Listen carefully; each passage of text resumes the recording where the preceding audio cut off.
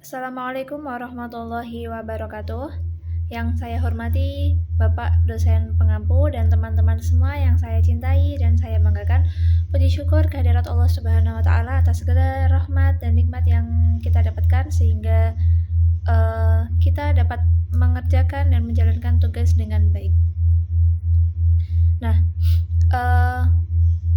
presentasi kali ini saya akan membahas tentang sejarah pendidikan Islam, yang mana salah satu topik penting dari sejarah peradaban Islam.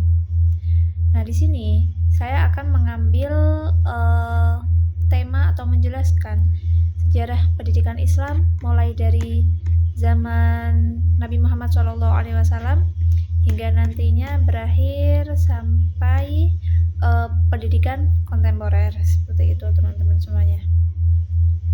Nah, di sini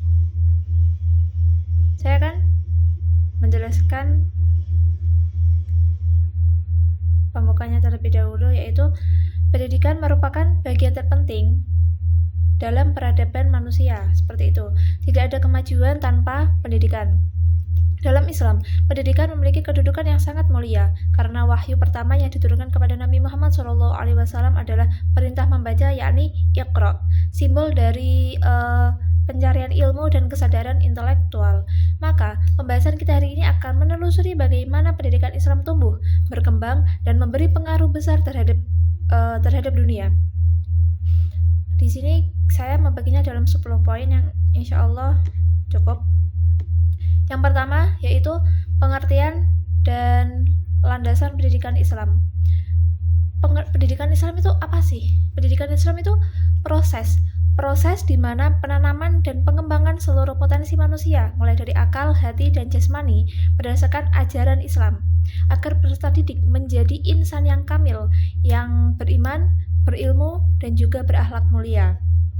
Nah, tiga istilah utama yang sering digunakan itu, yang pertama ada tarbiyah, yaitu berasal dari kata rob yang berarti menumbuhkan, memelihara, membimbing, dan mengembangkan potensi anak didik. Kalau di filsafat pendidikan itu tarbiyah itu intinya titik beratnya itu jasmani kita ditumbuhkan, seperti itu tarbiyah ya. Yang kedua ada taklim. Taklim itu memberikan pengetahuan, yakni berkaitan dengan proses mengajar atau transfer ilmu.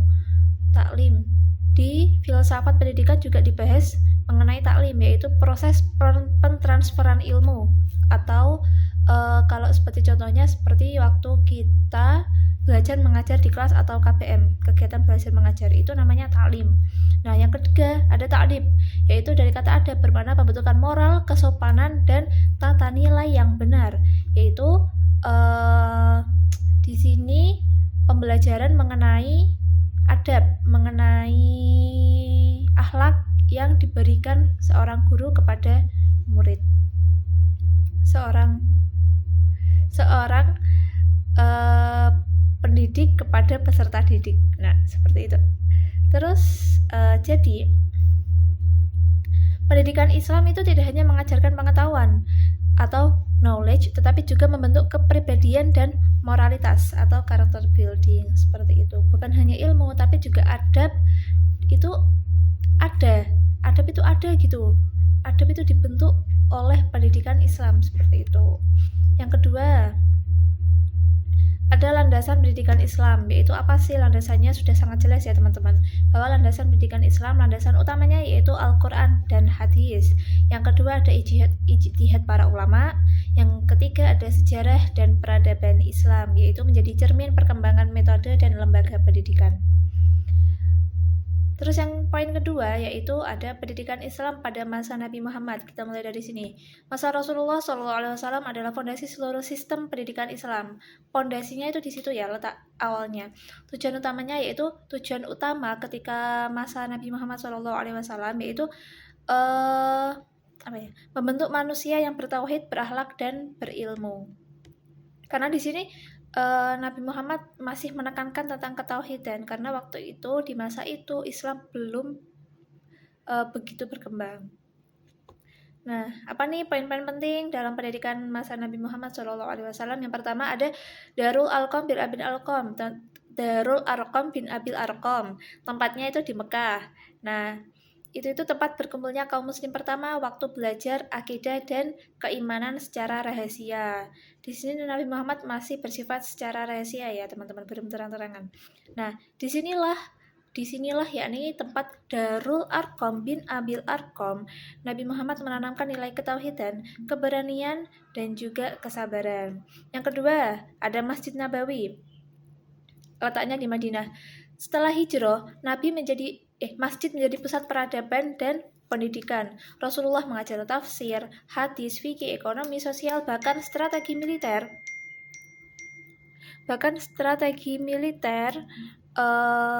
Itu diajarkan oleh Rasulullah.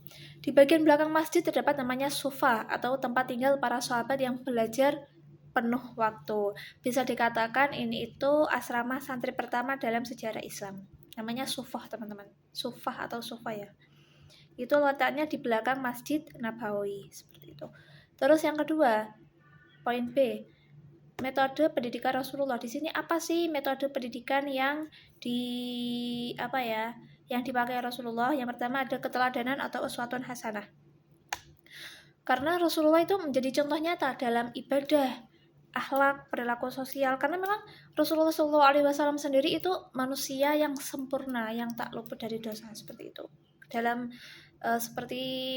contoh dalam Quran surat Al-Ahzab ayat 21 itu artinya seperti ini. Sesungguhnya telah ada pada diri Rasulullah suri tauladan yang baik bagimu. Nah, sudah sangat jelas ya teman-teman, itu ayat yang sudah sangat jelas bahwa dalam diri Rasulullah itu terdapat suri tauladan yang baik, seperti itu. Terus metode yang kedua yang digunakan Rasulullah yaitu dialog dan tanya jawab. Ini langsung kepada Rasulullah sendiri. Rasulullah membiasakan para sahabat untuk berpikir dan juga bertanya. Jadi ketika kita di kelas, jika memang ada sesi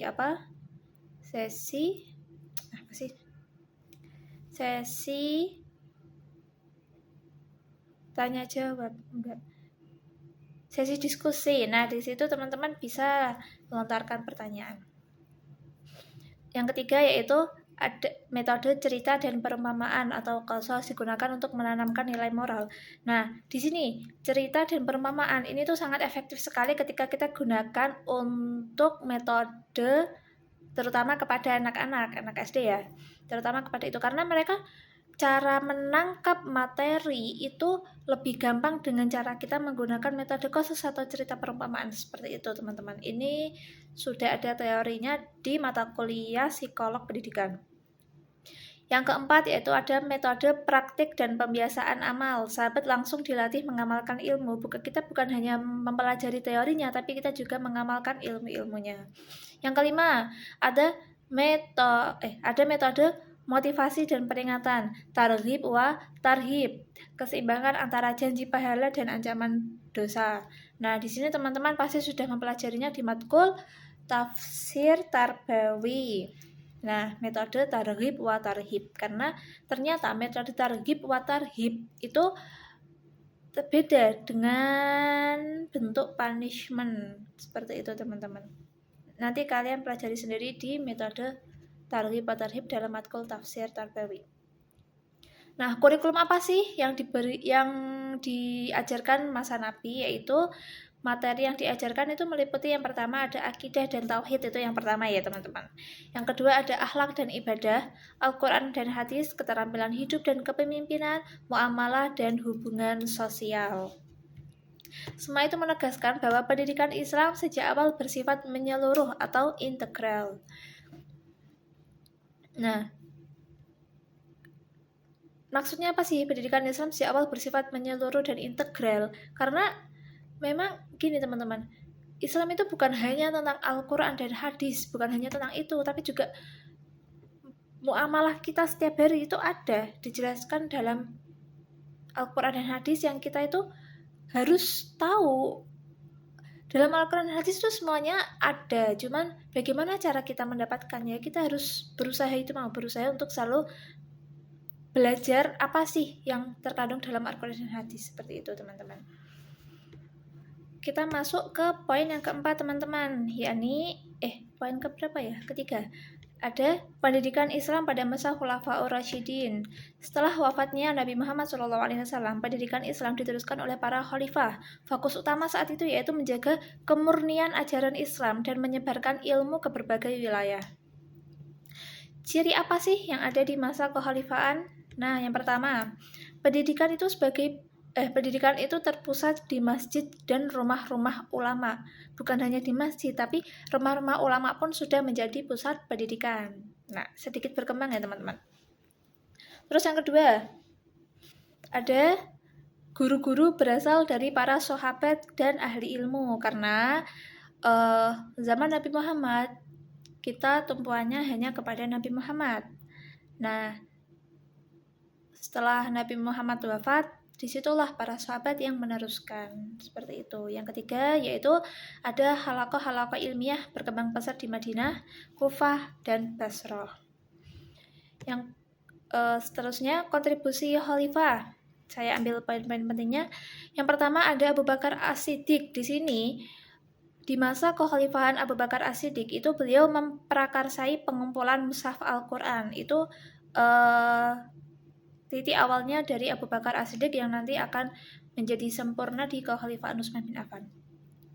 Yang kedua, Khalifah Umar bin Khattab, yakni beliau berada di titik membangun lembaga pengajaran di kota-kota baru, karena memang Khalifah Umar bin Khattab ini itu sangat berpengaruh besar ketika beliau menjadi seorang mu'alaf dan terutama beliau menjadi khalifah, karena beliau adalah orang yang kuat.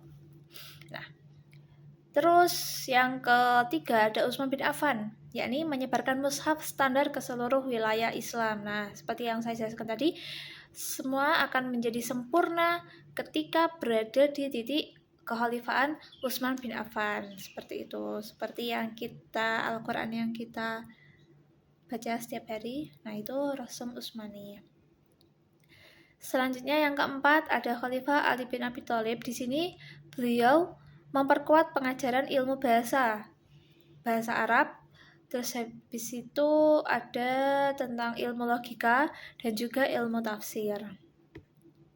Terus materi pendidikan yang diajarkan di masa khalifah yang pertama itu adalah hafalan. Mereka berfokus pada hafalan dan tafsir Al-Quran, karena memang di masa ini tuh banyak para penghafal Al-Quran yang gugur, seperti itu.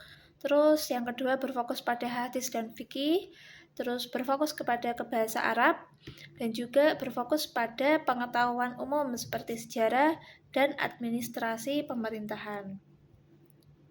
Nah, dari masa ini muncul sahabat besar yang menjadi guru di berbagai wilayah seperti Abdullah bin Mas'ud itu di daerah Kufah. Terus Abdullah bin Abbas itu di Mekah sendiri, dan juga Zaid bin Sabit itu di kota Madinah. Nah, terus next kita belajar mengenai pendidikan Islam pada masa dinasti Umayyah. Dinasti Umayyah itu hadir setelah kekhalifaannya. Masa ini dikenal sebagai masa transisi dari tradisional ke institusional. Nah, khalifah mulai menyadari pentingnya pendidikan untuk pemerintah, sosial, dan budaya. Yang pertama ada lembaga pendidikan. Lembaga pendidikan yang pertama kutab atau maktab, yaitu sekolah dasar yang mengajarkan baca tulis Al-Quran dan dasar-dasar agama kepada anak-anak. Yang kedua ada halaqah di masjid, tempat belajar bagi kalangan yang sedikit dewasa. Yang ketiga ada istana dan rumah ulama. Di situ digunakan untuk pendidikan kalangan bangsawan atau calon pejabat. Berarti di sini sudah ada kelas-kelasnya ya teman-teman. Jadi enggak yang sentral menjadi satu semua umur gitu, tidak. Tapi memang di sini sudah digolong-golongkan. Apa sih kurikulum dan metode yang digunakan masa dinasti Umayyah? Yaitu di sini tuh mulai diajarkan tambahan-tambahan ilmu seperti tata bahasa Arab, nahwu shorof. Yang kedua ada sejarah, fikih, matematika, dan ilmu administrasi dan politik. Seperti itu teman-teman. Di sini saya jelaskan singkat-singkat ya. Nah, guru disebut mu'alim. dan muncul sistem gaji bagi guru yang menunjukkan profesionalisasi pendidik seperti itu. Terus perkembangan sosialnya apa sih? Wilayah Islam yang meluas ke Afrika Utara dan Spanyol mendorong penyebaran lembaga pendidikan di berbagai tempat. Bahasa Arab menjadi bahasa resmi dan bahasa ilmu pengetahuan internasional. Karena kalau kita cari itu dinasti Umayyah itu sudah berada di tahun 661 sampai 750 Masehi. Jadi memang sudah sangat menyebar.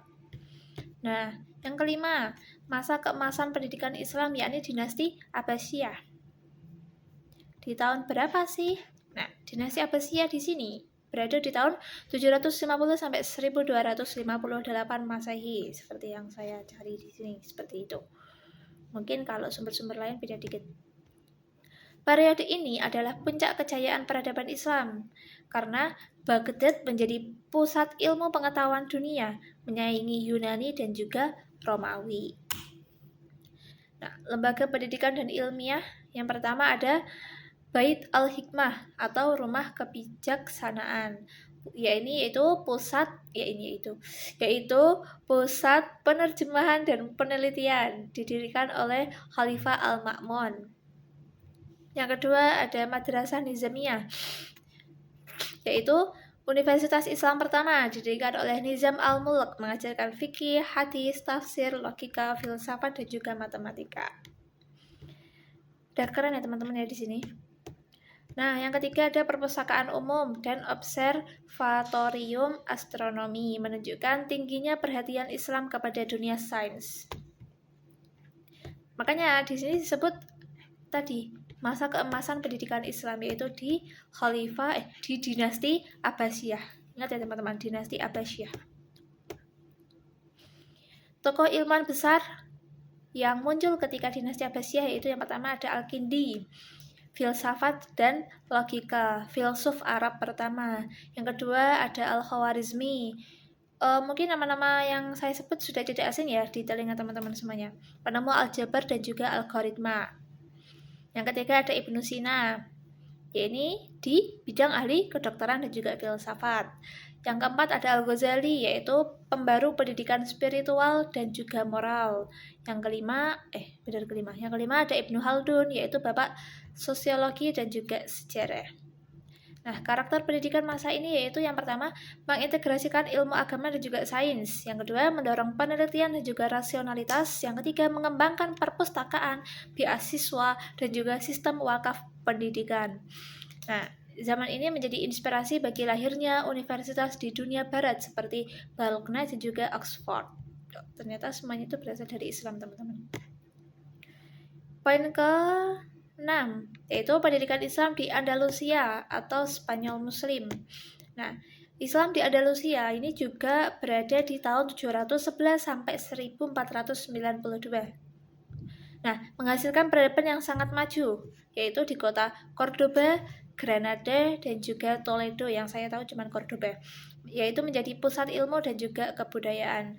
Keunggulan masa Andalusia ini apa sih? Yaitu yang pertama, memiliki lebih dari 70 perpustakaan besar. Yang kedua, Universitas Cordoba terkenal dengan bidang filsafat, kedokteran, dan juga matematika. Yang ketiga, kota-kotanya bersih, berlampu, dan modern dibandingkan Eropa kala itu. Tokoh ilmuwan Andalusia yang saya tahu cuma satu, Ibnu Rushd di sini, yaitu filsuf rasionalis, dan juga yang kedua ini saya kurang tahu, ada Ibnu Zuhar, dokter dan ahli anatomi, dan juga Ibnu Tufail, penulis novel filosofi Hafiz bin Yaqzan. Dari Andalusia, ilmu pengetahuan menyebar ke Eropa dan menjadi fondasi Renaissance Barat. Intinya di sini sains itu sudah sangat berkembang seperti itu. Selanjutnya, poin ke-7, pendidikan Islam di dunia timur. Selain Baghdad dan Andalusia, pendidikan Islam juga berkembang di timur. Yang pertama ada Universitas Al-Azhar, Kairo, Mesir. Siapa sih yang nggak tahu Universitas Al-Azhar? Nah, berdiri di tahun 970 Masehi hingga kini menjadi universitas Islam tertua di dunia. Yang kedua ada madrasah di Turki Utsmani, yaitu bagian dari sistem negara dan digunakan untuk melatih pegawai pemerintahan.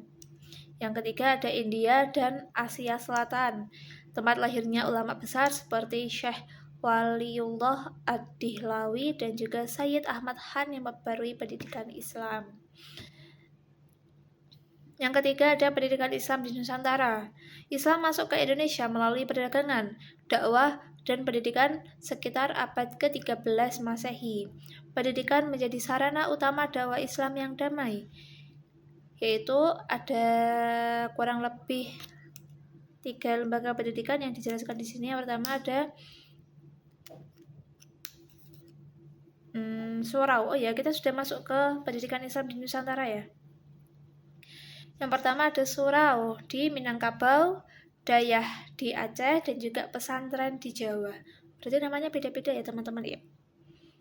Cuman yang di Jawa namanya pesantren, jadi pondok pesantren seperti itu. Nah, pesantren menjadi pusat pembentukan ulama dan juga karakter. Metode pengajarannya yaitu ada 2 seperti yang kita tahu, yaitu Bandungan dan juga Sarogan. Kitab-kitab yang diajarkan biasanya disebut sebagai kitab kuning karena memang warnanya kuning. Kalau sekarang banyak juga kitab-kitab yang putih, apalagi kitab-kitab online sudah banyak sekali, ribuan. Nah, tokoh pembaru di pendidikan Islam Nusantara itu yang pertama ada Kiai Haji Ahmad Dahlan, pendiri Muhammadiyah tahun 1912, memperkenalkan sekolah modern bercorak Islam. Nah, sudah sangat jelas ya teman-teman di sini, memperkenalkan sekolah modern yang bercorak Islam. Karena memang Muhammadiyah sangat modern. Nah, yang kedua ada Kiai Haji Hasyim Asy'ari, pendiri Nahdlatul Ulama tahun 1926, memperkuat tradisi pesantren dan nilai adab. Nah, sudah sangat jelas memperkuat tradisi pesantren dan nilai adab. Nah, yang ketiga ada Buya Hamka dan Nurholis Majid, menekankan integrasi iman dan ilmu modern. Saya kurang tahu, jadi tidak saya jelaskan. Poin ke-9 yaitu ada pendidikan Islam modern dan kontemporer. Nah, era modern membawa tantangan baru, kolonialisme, globalisasi, dan juga kemajuan teknologi. Umat Islam harus menyesuaikan pendidikan agar tetap relevan. Apalagi yang hanya cuma cari di ChatGPT, yang kita juga tidak tahu sumbernya dari mana. Ciri-ciri pendidikan Islam modern yang pertama, mengintegrasikan ilmu agama dan juga ilmu umum. Yang kedua, menggunakan sistem sekolah dan universitas modern. Yang ketiga, menerapkan metode ilmiah dan juga teknologi digital. Yang keempat, ada menyiapkan lulusan yang beriman, profesional, dan berdaya saing global. Di Indonesia sudah mulai muncul UIN dan juga serta madrasah modern dan pesantren terpadu yang menggabungkan 2 sistem pendidikan. Nah, poin yang terakhir yaitu ada nilai-nilai universal dari sejarah pendidikan Islam. Dari perjalanan panjang ini yang sudah saya jelaskan dari A sampai Z, yang mungkin saya juga ambil poin-poinnya saja. Nah, kita dapat menyimpulkan ada 5 dasar. Yang pertama yaitu tauhid. Segala aktivitas pendidikan berorientasi pada pengabdian kepada Allah Subhanahu wa taala, penghambaan kepada Allah Subhanahu wa taala. Yang kedua ada ilmu. Yaitu belajar adalah ibadah dan kewajiban seumur hidup. Seperti itu, karena menuntut ilmu itu kewajiban ya teman-teman ya, kewajiban buat diri kita sendiri. Yang ketiga ada adab, yaitu akhlak dan juga moral, lebih utama dari sekedar pengetahuan, karena memang adab itu di atas ilmu teman-teman, seperti itu. Yang keempat ada keseimbangan antara jasmani dan rohani, keseimbangan antara dunia dan juga akhirat. Yang kelima, keterbukaan, yaitu Islam menghargai ilmu dari manapun asalnya. Seperti itu. Nah, nilai-nilai inilah yang harus dihidupkan kembali dalam pendidikan Islam masa kini. Jadi kita, apapun ilmunya, apapun yang kita pelajari, kita harus tetap mempunyai dasar pendidikan yang berasal dari Al-Quran dan juga hadis, karena memang Al-Quran itu sudah sangat lengkap, apapun yang kita cari sudah ada di Al-Quran. Nah, jadi bagaimana cara kita mempelajari lebih mendalami tentang ilmu Al-Quran, seperti itu. Terus ya seperti itu sudah. Teman-teman yang saya hormati dan saya cintai, yang saya banggakan, sejarah pendidikan Islam yaitu sejarah peradaban dan juga sejarah kemanusiaan. Dari Gua Hira hingga kampus modern, dari Masjid Nabawi hingga pesantren, hingga pesantren di Nusantara. Seperti itu teman-teman. Bayangin ya, Nabi Muhammad SAW itu mendapatkan wahyu di Gua Hira. Itu sudah salah satu menjadi sejarah pertama pendidikan ya. Hingga sampai ke kampus-kampus modern masa kini. Masya Allah, perjalanan yang panjang. Mulai hanya dari Masjid Nabawi, bersentral di Masjid Nabawi, hingga sampai ke ribuan juta pesantren di Nusantara. Seperti itu, univ-univ tersebar di berbagai negara. Seperti itu. Semangatnya itu cuma tetap satu, yaitu menegakkan ilmu, iman, dan juga akhlak. Nah, tugas kita hari ini adalah melanjutkan warisan besar itu, teman-teman. Membangun pendidikan Islam yang adaptif terhadap teknologi, tetapi juga tetap berjiwa spiritual dan berakhlak mulia. Terima kasih, kurang lebihnya mohon maaf. Wassalamualaikum warahmatullahi wabarakatuh.